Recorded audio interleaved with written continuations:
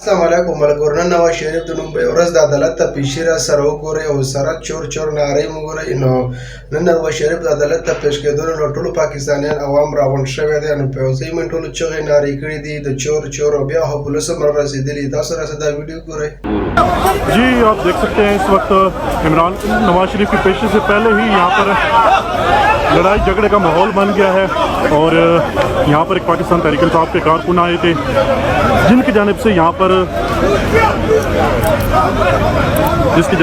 पर नवाज शरीफ के हवाले से बुरे अल्फाज कहे गए थे और उसके बाद यहाँ पर जो नवाज शरीफ के जो कारकुनान थे वो यहाँ पर मुश्तल हो गए हैं. ये आप मनाज़र देख रहे हैं इस्लामाबाद हाई कोर्ट के बाहर से इमरान नवाज शरीफ की पेशी से पहले ही यहाँ पर ये आप देख सकते हैं हंगामा आयु और लड़ाई झगड़े का माहौल बन चुका है. नवाज शरीफ की पेशी से पहले ही यहाँ पर आप देख सकते हैं किस तरह का माहौल बन गया और सिक्योरिटी के भी सख्त इंतजाम है, लेकिन यहाँ पर पुलिस की जानिब से अब बीच बचाव करवाया जा रहा है. जी आप देख सकते हैं इस वक्त इमरान नवाज शरीफ की पेशी से पहले ही यहाँ पर लड़ाई झगड़े का माहौल बन गया है और यहाँ पर एक पाकिस्तान तहरीक इंसाफ के कारकुन आए थे जिसकी जानिब से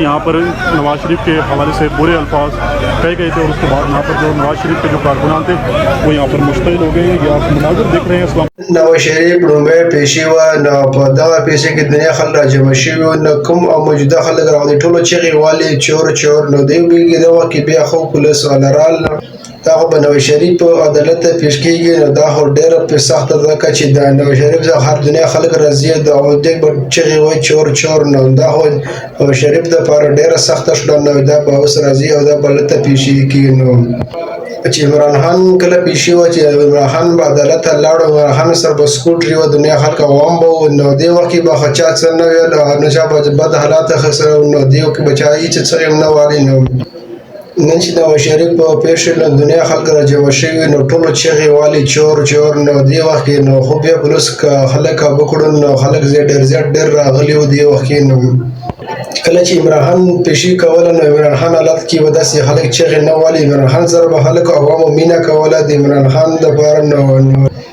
عمران خان عدالت کې پرون دا ویل چې ما له یو د جلسې اجازت راکړه. نو زه ما دپاره څومره خلک راځي چې نواز شریف جلسه وکړه. نواز شریف ټول خلک د پیسو باندې راوستي. نو پیسو په زور چې نه خلکو مینه وایي د پیسو باندې نشي اخیستل شوی. نو خلکو مینه داسې وي. نو ما د سره یو جلسې اجازت راکړه. زما جلسه کې به څومره خلک وي. نو ته سره ما له یو جلسې اجازه کې عمران خان پرون عدالت ته پیش شوی. نو جج دا خبره وکړه. نو ویډیو کتل ډېره مهرباني. زموږ چینل سبسکرایب کړئ. فیسبوک باندې ګورئ. د فیسبوک پیج فالو کړئ. والسلام.